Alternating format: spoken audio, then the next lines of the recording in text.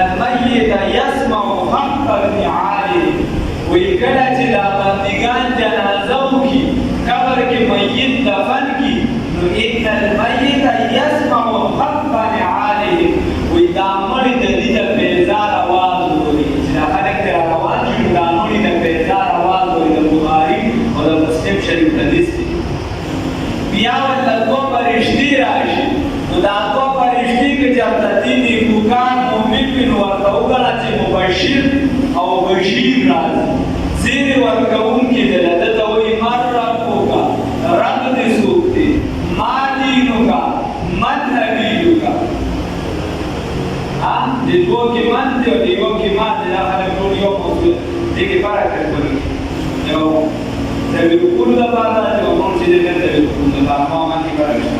نو ورته وایي چې ما دینک دین دې څه نو کدی دې کوکاري دی ورته جواب صحیح کې چې اسلام یا دا نورم چې رسول الله صلی الله علیه وسلم دې پیغمبر دی او رب الله چې دی ورته دا صحیح کې ورته د جهنم نه دروازه کولو شکم دی نه د جهنم نه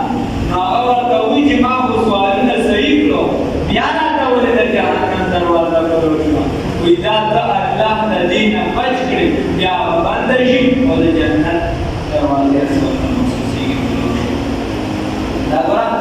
رسول الله صلی الله علیه وسلم در او رسول بیا دوزخی وي نو دا هغه لپاره بیا خسران دي دعوت رسول الله صلی الله علیه وسلم فرمایي القبر روضة من رياض الجنة وي دا قبر چې دا د جنت د باغچونه یوه باغچه ده یا د جهنم د کندونه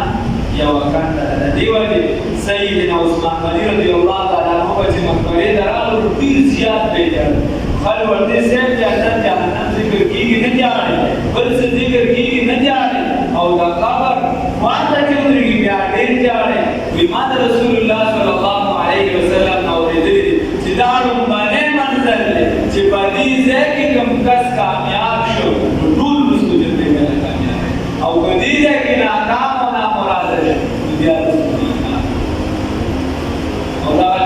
کامیابی تاسو به ویلي چې څوک برکت لذي وي نو دا پرې ډال شي څوک لانجې سي صورت بقره وي نو دا د ګیر چاپېره راوي څوک قرآن پاک وي دا د ده لپاره چې د حفاظت لپاره ولاړې عذاب ورته نه راکړي دا قرآن پاک